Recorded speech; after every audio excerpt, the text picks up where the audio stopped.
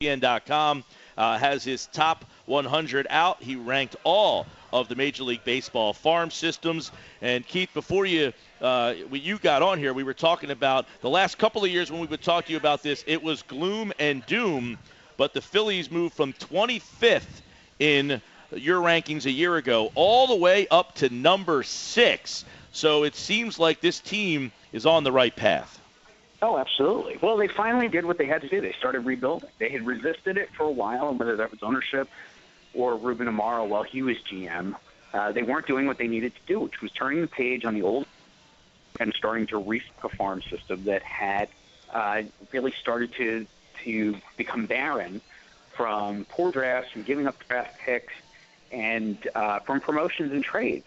Well, last year, they really started to do that at the trade deadline. Maybe it was Amaro, maybe it was Andy McPhail influence, but they started to make some of the moves they needed to and have continued that this offseason, especially with the Ken Giles trade. I don't know that there's much more they can do right now, but they have the first pick in the draft. They'll have some of the most money to spend of anybody in the draft class.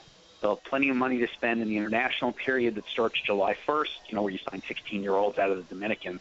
They're in a good position to really boost the system over the course of 2016.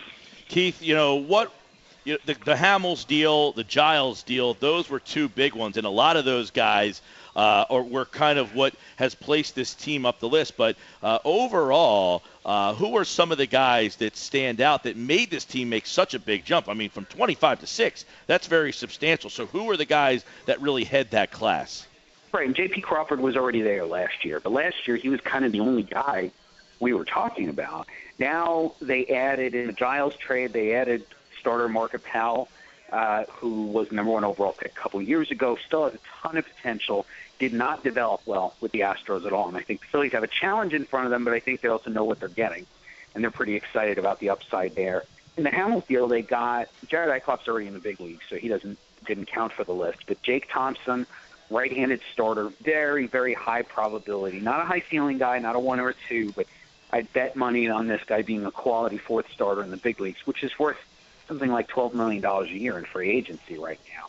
They also got catcher Jorge Alfaro. It's a top-of-the-line arm, huge power, was hurt most of last year and still has a lot of work to do defensively. So he may end up out in right field. They could just send him out there and say, hey, just go hit. You can hit. You've got power. Just stop worrying about catching and go hit.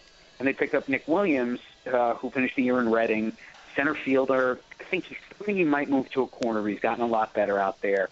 A guy with a lot of bat speed, field to hit, got some power. Not a great approach at the plate, but really made huge strides himself last year to the point where he was valuable enough as a prospect to be one of the main guys coming back in a Cole Hamels trade. Keith Law with us, ESPN.com, has his top 100. JP Crawford, you mentioned, he's been there a couple of years. You have him ranked number 4. We've seen Phillies over, Dominic Brown a couple of years ago was number 1. Well, I once ranked Dominic Brown number 4 in all of baseball. So yeah.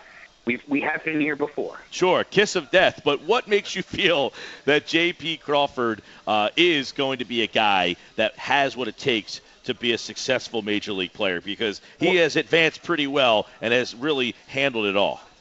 He's hit everywhere he's played, and he's shortstop for me. Even with Dom Brown, when he was at his prospect peak, there were questions about the defense. That poor guy never did figure out how to throw off the correct foot. And I blame the Phillies player development system at the time for that, too. They had this kid with unbelievable tools and never fully developed him as a baseball player. Well, J.P. Crawford came out of Lakewood High School in Los Angeles. He played good quality baseball in high school. He was at a ton of showcases. He'd been exposed to a high level of baseball. So he came into pro ball with pretty good feel for the game itself.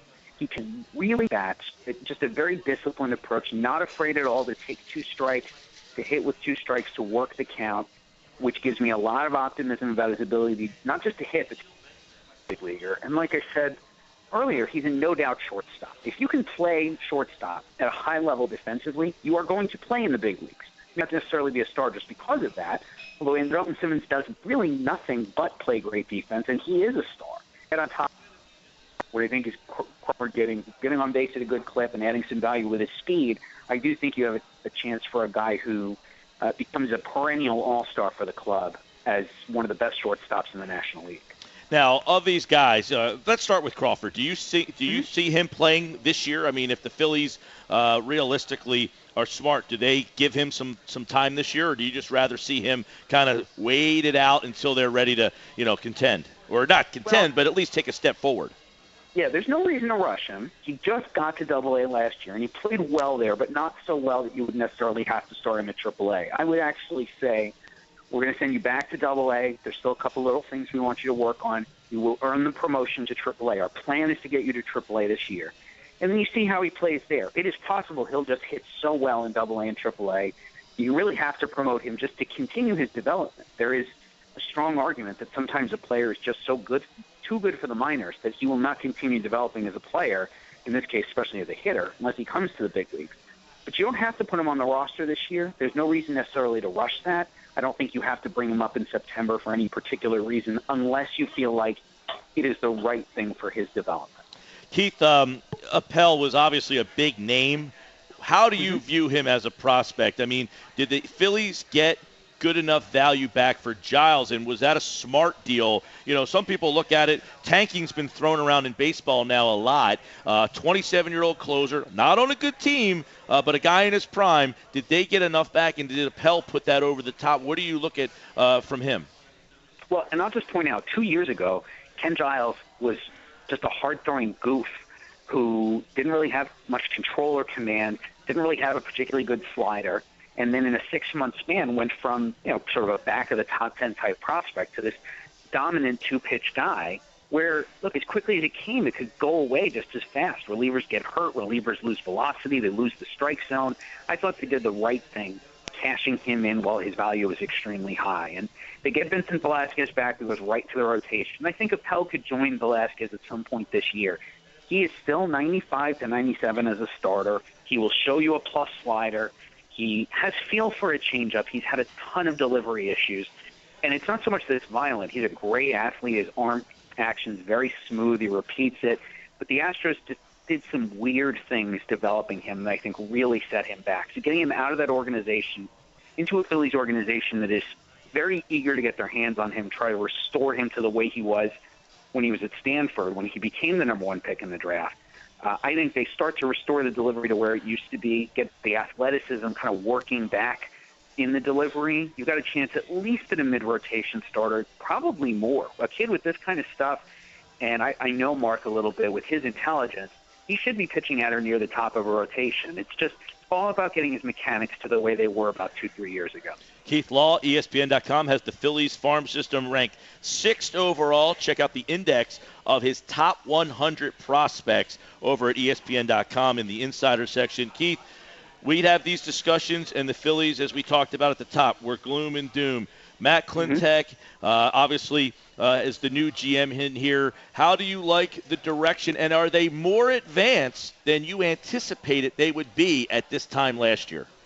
Well, I think they've really turned it over. If we had had this conversation last year and you'd said, look, they're going to change the regime and they're going to start the rebuild, this is about as good as you could have hoped for. They've traded every veteran on the Major League roster who had value. All those guys have been cashed in at this point, and I think they did reasonably well in all those trades. I think they had an okay draft. It could have been better, but I did like what they did, at least with the first 2 picks. And a lot of guys who were already in the system had good years developmentally. So they've made a ton of progress. The next step is really going to be off the field, where Klintek and McPhail did very little to turn over the front office that they inherited. And I mean scouting staff, player development, international, across the board. They kept pretty much everybody. And the one thing that they're starting to do now is build up their analytics department, which the Phillies just didn't have one. And most teams in baseball do have a team of maybe 6, 8, 10 guys who are basically just running data, running analyses for your coaching staff, for your scouting staff, for your GM. They need to create that. Over the course of this year, they'll do that. They'll make changes to the staff and the rest of the front office. And then by this point in November or so, you should be able to say, all right, now everything's in place for the rebuild to proceed. Well, spring training gets underway next week. Phillies pitchers and catchers, some interesting battles down there. We'll see how many of these young players, Keith, how many would you like to see up there? I mean, how many have a legitimate shot, and do you think should start on the 25-man? If you look at their depth chart, it's funny. I was just looking last night at the Phillies depth chart on MLB.com, and I'm looking around the diamond thinking there's not really an opening. There are no holes right now for a rookie to come up and claim a job. They do have 5 starters. They're young guys, certainly. They're going to have a lot of sophomores all over the field with Franco and Odubel Herrera, and maybe Ashley plays some in left field. You'll have Nolan, Velasquez in the rotation. It's going to be young. But I don't think any of the top 10 or 15 prospects in the organization will be on that 25-man roster. It's going to be in mid-May when Vincent Velasquez has to hit the DL for some reason. Then they're going to reach down, pull up a Jake Thompson or pull up a Mark Appel. You'll start to see these guys trickle up to the big leagues over the course of the summer. Keith Law, guys, make sure you check out the top 100, see how many Phillies and where they ranked on that list. He's always a good follow as well at Keith Law on Twitter. And, of course, throughout the baseball season, Keith, we will keep in touch as the Phillies kind of in an interesting year here. Do you look at them as somewhat close to what the Astros did? I mean, the Astros lost over 100 games 2 years later. Were they in the playoffs? Can Philadelphia follow that path? Do you look at this team that 2 years down the road they might be a playoff contender? It's probably a little more optimistic than I am, but remember they have that first overall pick. This year, the Astros picked first, I think, 3 times. So they got to add a ton of value into the system. The Phillies, I think they're hoping to only pick first once, but if they nail that pick, and I'm not sure who the player is right now, but if they get that potential Carlos Correa type with that pick, then that would accelerate the timetable quite a bit. The only criticism I have of that Philly system is after Crawford, I don't think you have stars. I think you have a ton league regulars, a ton of major league starters, but you don't have any. You don't really have a lot of number 2 starters. And other than Crawford, there's nobody I look at and say that guy might be an all-star. It's just more that I say that's a regular and that's a regular and that's a regular, and that's great. This is how you make a good farm system.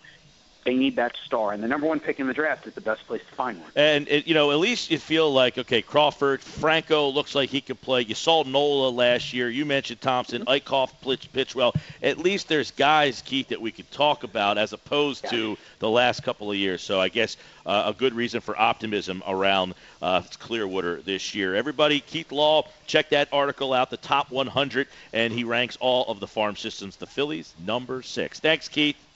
Yep, my pleasure.